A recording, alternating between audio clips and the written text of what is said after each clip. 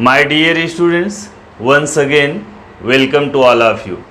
Students, last lecture में हम लोग प्रसंग्रह 2 का 11वां प्रश्न तक हल कर चुके हैं। तो आइए इस लेक्चर में हम लोग 12वां प्रश्न हल करते हैं। तो 12वां प्रश्न क्या है, देखिए यहाँ पर कॉर्नर पर आपका प्रश्न दिख रहा है।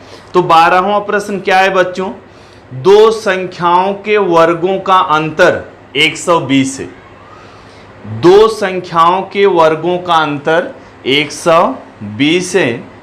छोटी संख्या का वर्ग बड़ी संख्या का दुगुना है, वे संख्याएं ज्ञात कीजिए। प्रश्न समझ में आए क्या? दो संख्याओं के वर्गों का अंतर 120 है। छोटी संख्या का वर्ग बड़ी संख्या का दुगुना है, वे संख्याएं ज्ञात कीजिए। तो प्रश्न क्या है, किन्हीं दो संख्याओं के वर्गों का अंतर, दो संख्याएं हैं और उनके वर्गों का अंतर कितना है, 120 है। अब इन दो संख्याओं में ना एक बड़ी संख्या है और छोटी संख्या के बारे में दिया है कि छोटी संख्या जो है वो बड़ी संख्या का वर्ग है। तो जरा ध्यान से हम लोग पहले प्रश्न को रफली समझ लेते हैं। मान लिया बच्चों, इसमें हमने मान लिया कि माना बड़ी संख्या क्या है, x है। दो संख्याएं इसमें, ध्यान से इसमें दी गई शर्तों को बहुत ध्यान से समझना। दो संख्याओं के वर्गों का अंतर 120 है, इसको अभी साइड में रखो। ये जो कंडीशन दिया है ना, इसको साइड में रखो। दो संख्याओं के वर्गों का अंतर 120 है। अच्छा, इसके बाद क्या दिया है, छोटी संख्या का वर्ग किसके बराबर है, बड़ी संख्या का दुगुना है। अच्छा, छोटी संख्या का वर्ग क्या, छोटी संख्या का वर्ग किसके बराबर है, बड़ी संख्या का दुगुना है। बड़ी संख्या क्या है, यक्स है। इसका दुगुना कितना हो जाएगा, 2x हो जाएगा। अच्छा, अब पहली शर्त पर आइए। जो पहला जो शर्त दिया था, दो संख्याओं के वर्गों का अंतर 120 है। तो दो संख्याएं हमको मिली, ये देखो बड़ी संख्या यक्स है। अच्छा, बड़ी संख्या का अगर वर्ग करेंगे तो कितना मिल जाएगा, यक्स का वर्ग। बड़ी संख्या हमने क्या माना है, बड़ी संख्या को हमने मान लिया यक्स है। और छोटी संख्या के बारे में क्या दिया है, छोटी संख्या का वर्ग किसके बराबर है, बड़ी संख्या का दुगुना है। बड़ी संख्या का दुगुना है। तो जो पहला इसमें जो पहली लाइन में शर्त दिया है, दो संख्याओं के वर्गों का अंतर 120 है। दो संख्याओं के वर्गों का अंतर मतलब बड़ी संख्या का वर्ग माइनस छोटी संख्या का वर्ग बराबर कितना, 120। तो बड़ी संख्या का वर्ग कितना, बड़ी संख्या क्या माना, यक्स मान लिया, तो उसका वर्ग क्या हो जाएगा, यक्स स्क्वायर हो गया। छोटी संख्या का वर्ग, ये देखो छोटी संख्या का वर्ग किसके बराबर है, 2x के बराबर है। तो देखो यहां से यक्स स्क्वायर माइनस 2x और माइनस 120 को बराबर के इधर लाएंगे तो माइनस 120 बराबर 0। तो ये वर्ग समीकरण आपको मिल गया। बस इसी वर्ग समीकरण को हल करना है। बात समझ में आ गई क्या? तो चलिए सॉल्यूशन को सिस्टमैटिक ढंग से लिखते हैं। माना बड़ी संख्या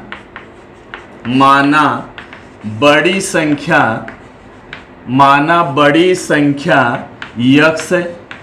बड़ी संख्या को क्या मान लिया, यक्स है। अच्छा, बड़ी संख्या हमने यक्स माना, तो छोटी संख्या का वर्ग किसके बराबर है, बड़ी संख्या का दुगुना है। तो यहां लिख देंगे इसलिए छोटी संख्या का वर्ग, छोटी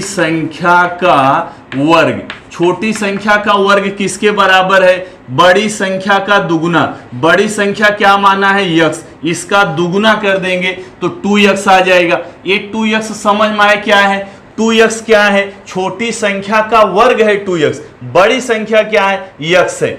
अब प्रश्नानुसार दी गई शर्त के अनुसार, शर्त क्या दिया है, दो संख्याओं के वर्गों का अंतर।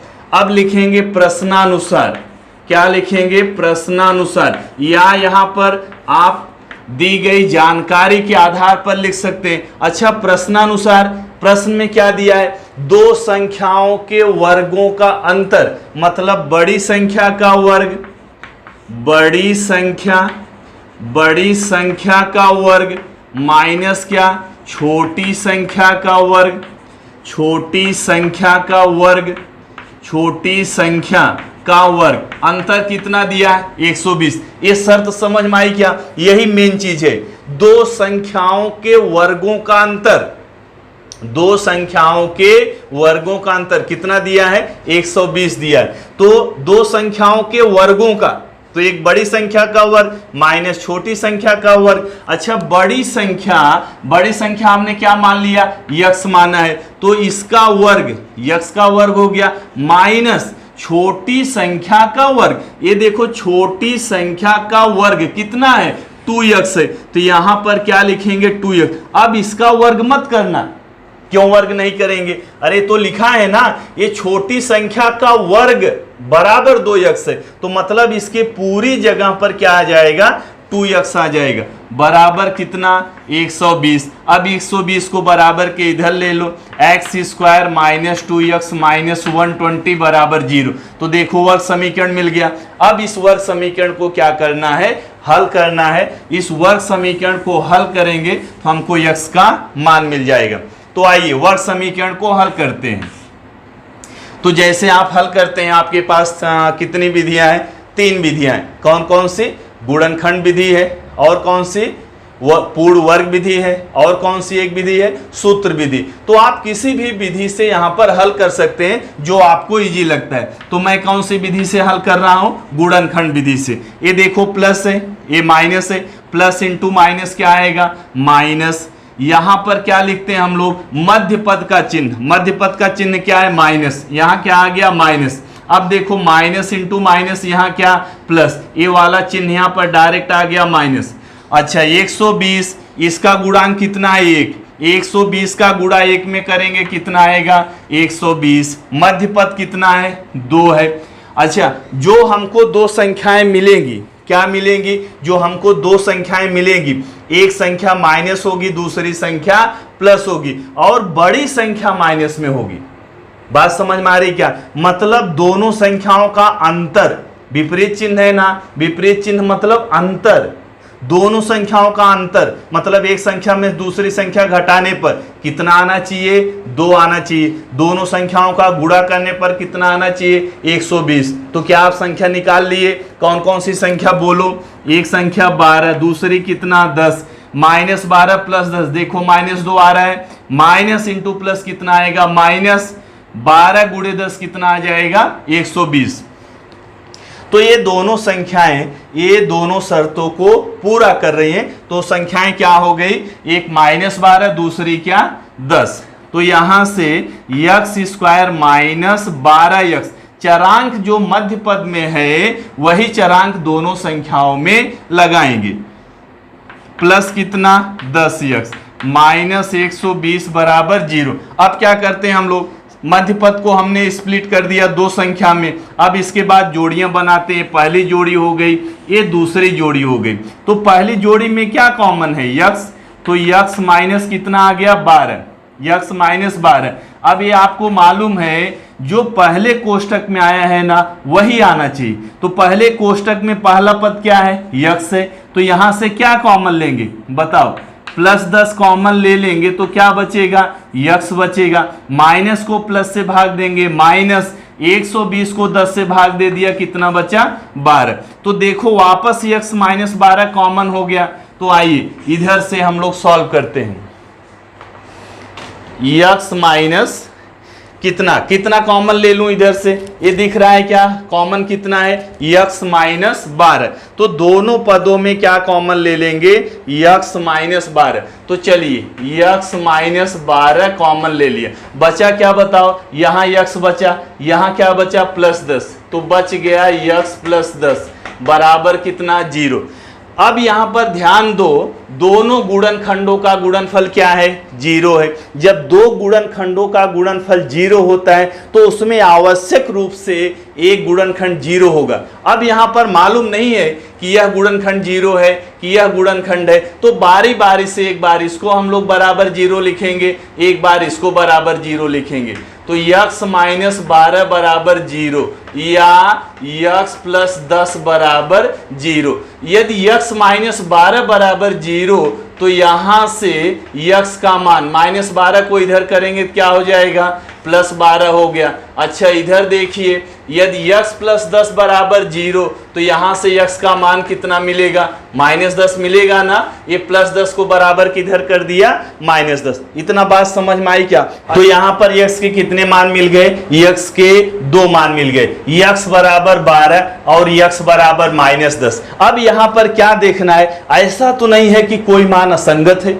असंगत समझ रहे हैं ना? जो हमारी दी गई शर्तों को पूरा नहीं करेगा वो मान असंगत होगा, वो कंसीडरेबल नहीं होगा, उसको हम लोग कंसीडर नहीं कर सकते। तो अच्छा यक्स हमने क्या माना है बताओ? माना बड़ी संख्या यक्स है। बड़ी संख्या क्या है? यक्स है। अच्छा सिर्फ संख्या लिखा है, प्राकृतिक संख्या नहीं लिखा। अगर ऐसा लिखा होता कि प्राकृतिक संख्या, तब तो हम क्या बोलते कि प्राकृतिक संख्याएं ऋणात्मक नहीं होती, तो हम लोग ये मान नहीं ले सकते, ये मान नहीं ले सकते। लेकिन यहां देखो थोड़ा सा टिपिकल है, माना बड़ी संख्या यक्स है। सिर्फ यक्स को क्या लिखा है? संख्या। तो संख्या तो धनात्मक भी हो सकती है, ऋणात्मक भी हो सकती है। लेकिन एक और शर्त आप देखिए, छोटी संख्या का वर्ग कितना है? 2x है। छोटी संख्या का वर्ग कितना? 2x। अच्छा मान लिया कि x बराबर कितना? माइनस 10। ये मान लेते हैं, थोड़ी देर के लिए मान लेते हैं कि ये मान सही है। बात समझ में आ रही क्या? थोड़ी देर के लिए हमने क्या मान लिया कि x बराबर क्या? माइनस 10। छोटी संख्या का वर्ग बताओ कितना है? 2x है।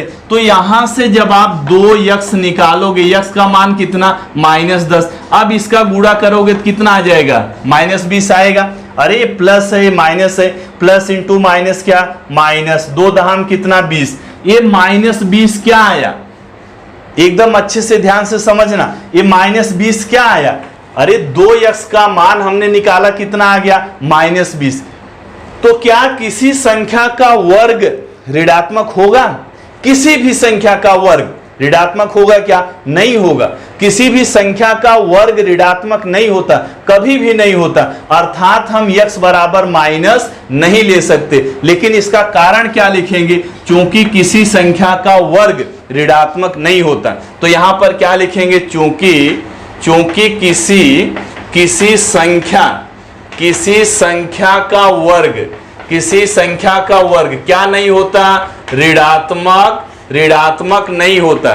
किसी संख्या का वर्ग ऋणात्मक नहीं होता। अच्छा ऋणात्मक नहीं होता, कौन सा मान हमने लिया तो ऋणात्मक आ गया? जब हमने x माइनस 10 लिया तो छोटी संख्या का वर्ग ऋणात्मक बता रहा है, इसका मतलब x का मान माइनस 10 नहीं हो सकता। तो x का मान क्या होगा? इसलिए x बराबर कितना हो जाएगा? 12 हो जाएगा। बात समझ में आई क्या? तो हमको क्या ज्ञात करना था? तो वे संख्याएं ज्ञात करो। बात समझ में आई क्या? तो वे संख्याएं ज्ञात करो। तो एक संख्या, बड़ी संख्या हमने क्या माना है? x। इसका मतलब बड़ी संख्या हमको मिल गई। कितना मिल गई? बड़ी संख्या कितना मिला? बड़ी संख्या कितनी मिली? 12 मिल गई। तो छोटी संख्या हम लोग कैसे निकालेंगे? अच्छा छोटी संख्या तो यहां कुछ दिया नहीं, लेकिन एक चीज दिया है, छोटी संख्या का वर्ग कितना है? 2x है। तो हम लोग छोटी संख्या का वर्ग निकाल सकते हैं। फिर वर्ग निकाल लिया तो उसका वर्गमूल निकाल लेंगे, छोटी संख्या का मान आ जाएगा। तो बात समझ में आई क्या? तो इधर आप लोग लिख लेना, मैं इधर से रब कर दे रहा हूं। तो छोटी संख्या का वर्ग हमको क्या निकालना है? संख्याएं ज्ञात करो। तो संख्या में तो एक संख्या हमको ज्ञात हो गई। कौन सी संख्या ज्ञात हो गई? x। और x क्या है? बड़ी संख्या है। तो छोटी संख्या का वर्ग। अब इसके बाद हम लोग क्या लिखेंगे? अतः छोटी संख्या का वर्ग। किसका वर्ग? छोटी संख्या का वर्ग। छोटी संख्या का वर्ग। छोटी संख्या का वर्ग बताओ कितना है, 2x है, तो 2 गुणे x, x का मान कितना 12, 12 दूनी कितना आ गया 24। ये तो छोटी संख्या का वर्ग है, लेकिन हमको छोटी संख्या चाहिए, वर्ग है तो क्या निकालेंगे, वर्गमूल। अतः छोटी संख्या, अतः छोटी संख्या बराबर इसका वर्गमूल निकाल लेंगे, किसका, 24 का। 24 को हम लोग कैसे लिख सकते हैं, 4 गुणे 6 लिख सकते हैं, 4 गुणे 6, 4 छंग 24, 4 का वर्गमूल निकलेगा कितना, 2, और एक 6 का नहीं निकलेगा तो इसको कड़ी में रहने दो, 2 कड़ी में 6। अतः अभिष्ट संख्याएं क्या है, 12 तथा 2 कड़ी में 6 है।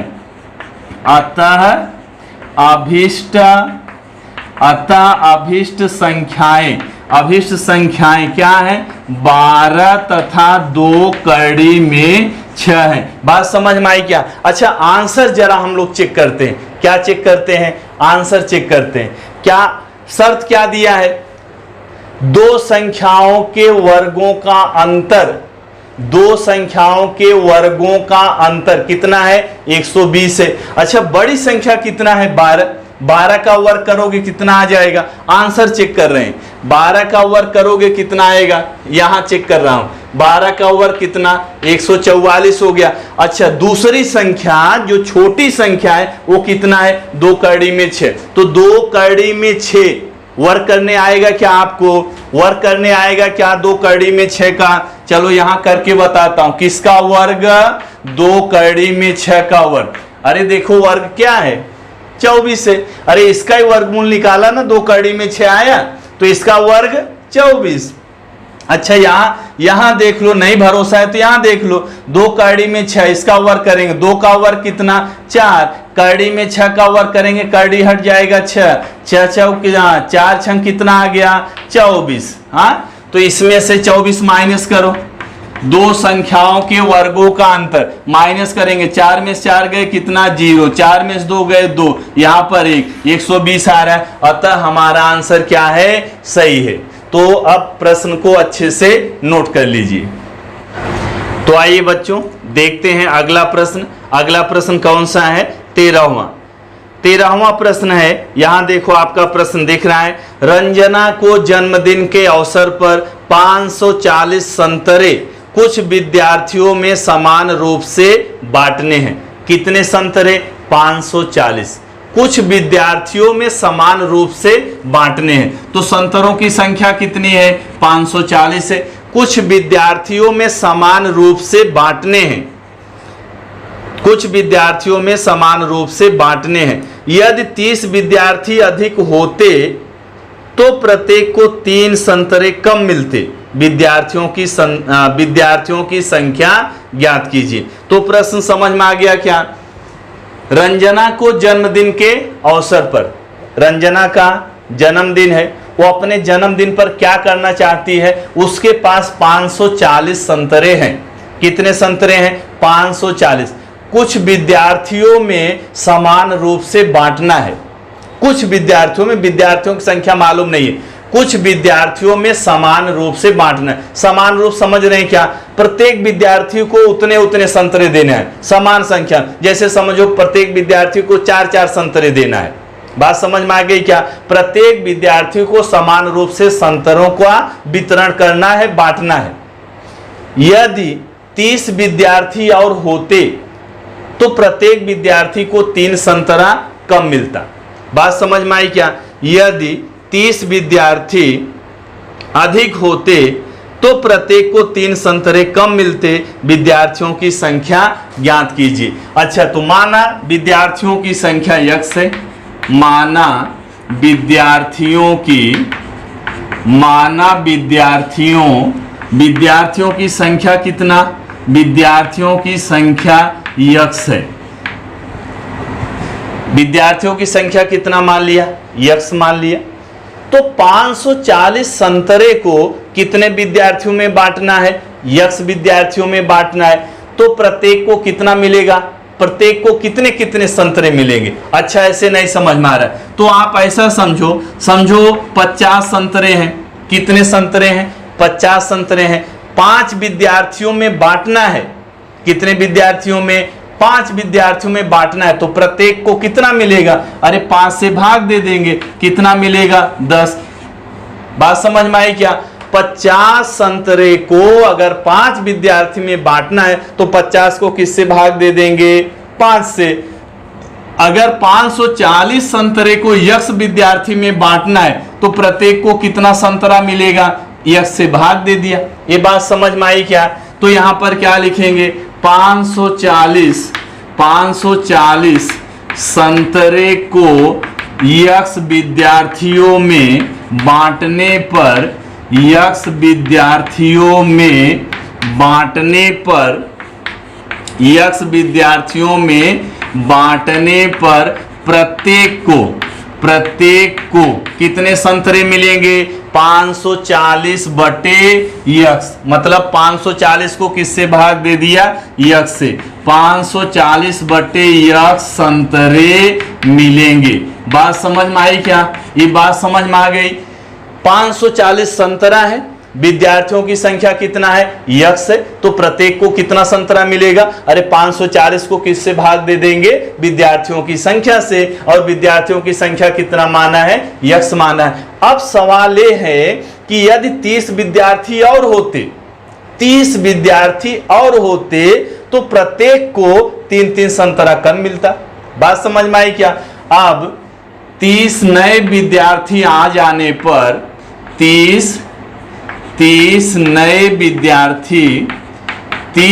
विद्यार्थी अभी आ गए। 30 नए विद्यार्थी आने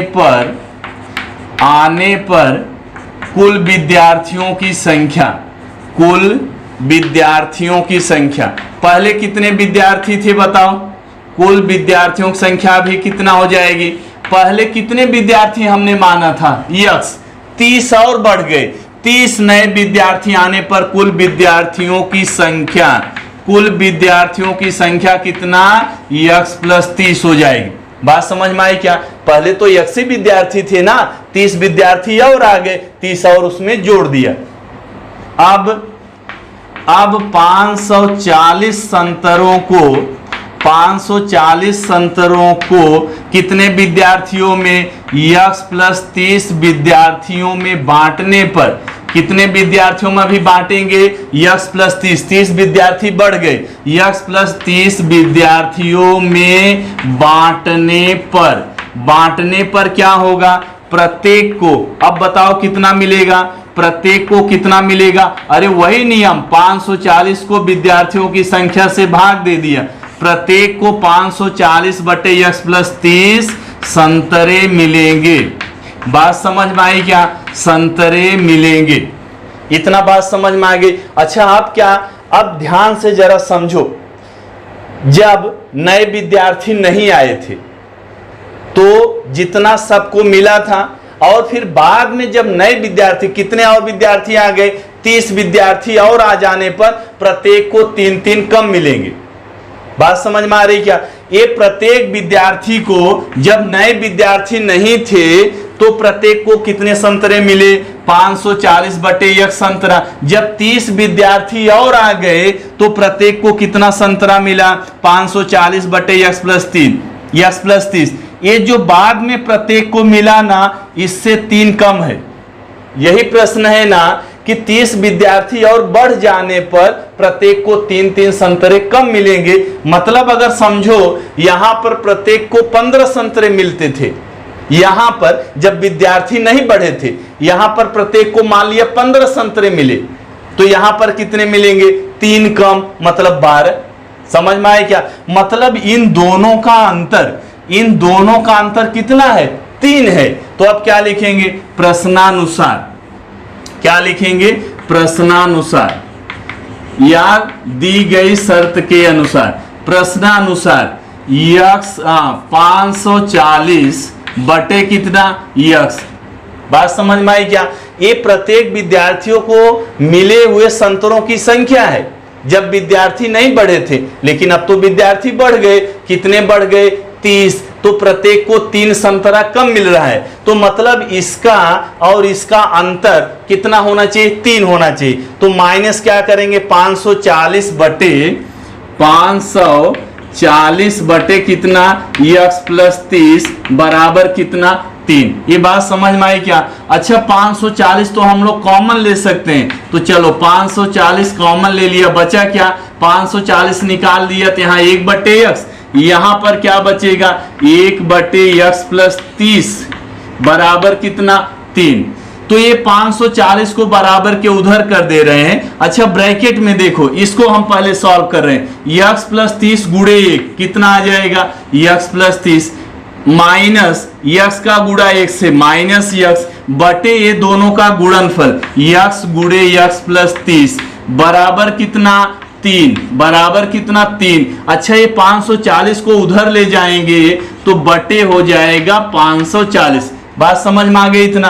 अब देखो अंश में प्लस x माइनस x से कट गया, अंश में कितना बचा 30 बच गया। अच्छा हर में बताओ x का गुणा x से x का वर्ग प्लस x का गुणा 30 में कितना 30x बराबर, ये देखो कटेगा 3 1 के 3, ये 54 को 3 से भाग देंगे 18, तो यहां पर कितना आ गया 0, 18 तिरिक 54 ना, तो 3 से काट दिया 18, ये 0 180 बटे 1 बटे कितना 180। तो क्या अब इसका तिर्यक गुणा कर दूं? तो चलिए तिर्यक गुणा कर देते हैं। इधर आप वीडियो को थोड़ा पॉज करके इधर आप लिख डालो।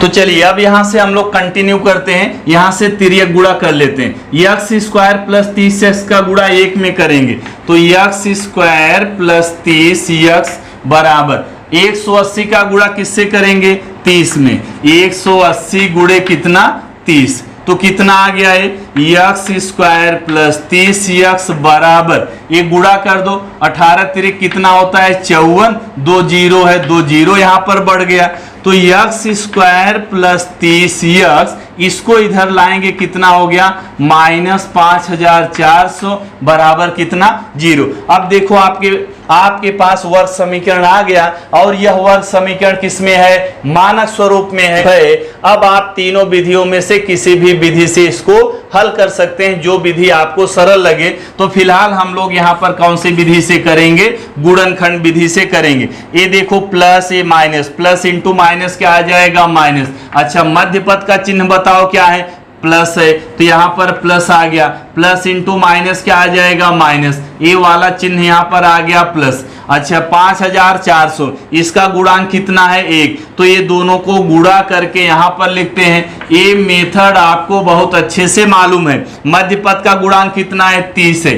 अब ऐसी दो संख्याएं बताना है, ये देखो जो दो संख्याएं हमको मिलेंगी, एक प्लस में दूसरा माइनस में, जब संख्याओं का चिन्ह विपरीत रहता है क्या करते हैं घटाते हैं। इसका मतलब दोनों संख्याओं का अंतर कितना आना चाहिए 30 और दोनों संख्याओं का गुणनफल कितना आना चाहिए 5400। तो संख्याएं कौन सी होंगी, एक संख्या 90 दूसरी संख्या होगी 60, तो प्लस 90 माइनस 60 प्लस 30 आ जाएगा। अरे दोनों का अंतर देखो 30 आएगा, बड़ी संख्या का चिन्ह यहाँ लिखा है। अब इसका गुणा कर दो, 9 6 54 हो गया, एक इसका 0 एक इसका 0 बराबर ना।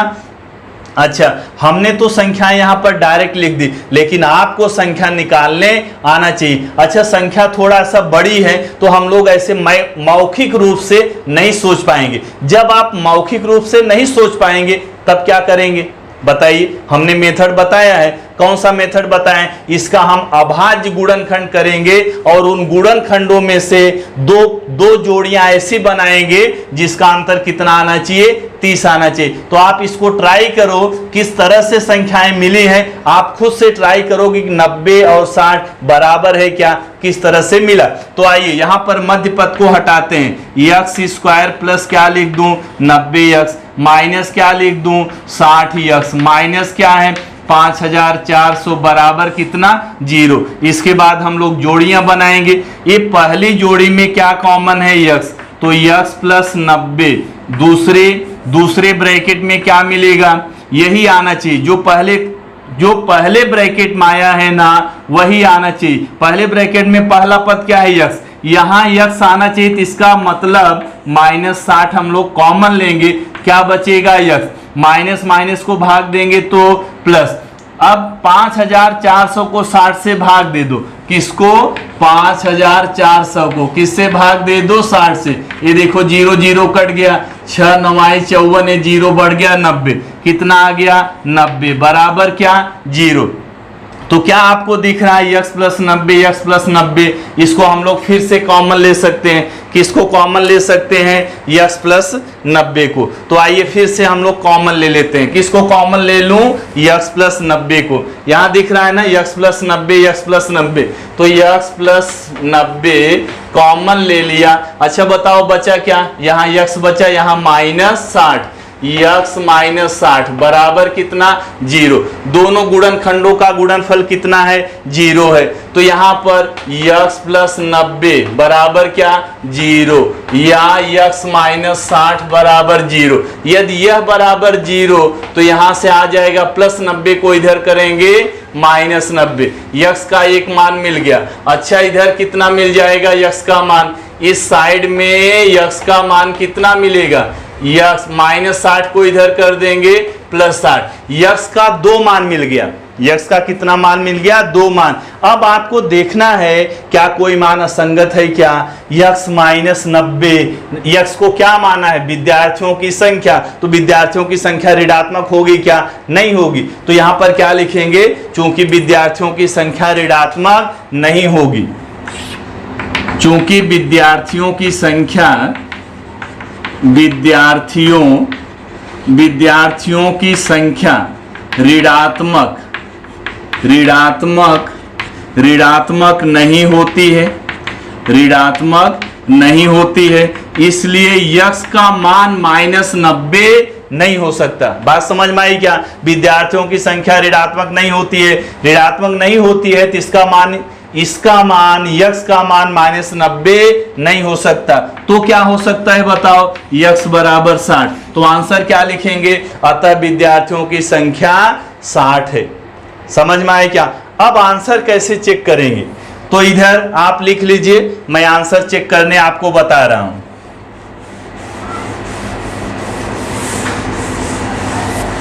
संतरे कितने थे? 540। संतरे कितने? 540। विद्यार्थियों की संख्या कितनी? 60। जब 540 संतरों को अब एग्जाम में, जब आप बोर्ड का एग्जाम देंगे, वहां आपके पास टेक्स्ट बुक नहीं रहेगा कि पीछे पलट के आंसर देखें। आप अपने संतुष्टि के लिए आंसर को जो शर्त दिया रहेगा उसमें आप उसका मान रख के चेक कर सकते हैं कि हमारा आंसर राइट है कि रॉन्ग है। कितने संतरे थे? 540। विद्यार्थी कितने? 60। अच्छा 540 संतरों को अगर 60 विद्यार्थी में बांटना है तो प्रत्येक को कितना मिलेगा? कैसे निकालेंगे? 540 संतरा बटे विद्यार्थियों की संख्या। 0 0 कट गया, 6 9 54।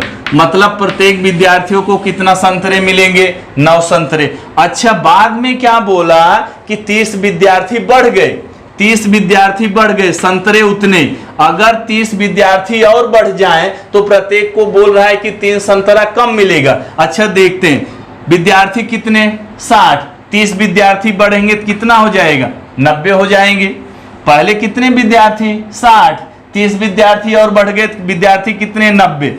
अब 540 संतरे को कितने विद्यार्थियों में बांटना है? 90 विद्यार्थियों में। तो ये 0 0 कट गया, 9 6 54। इधर कितना आया? 6।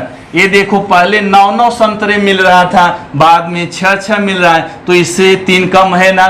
तो मतलब हमारा जो आंसर है, हमारा जो उत्तर है, जो शर्त है उसको संतुष्ट कर रहा है। इसका मतलब आंसर क्या है? सही है। तो आप प्रश्न को अब अच्छे से लिख डालिए।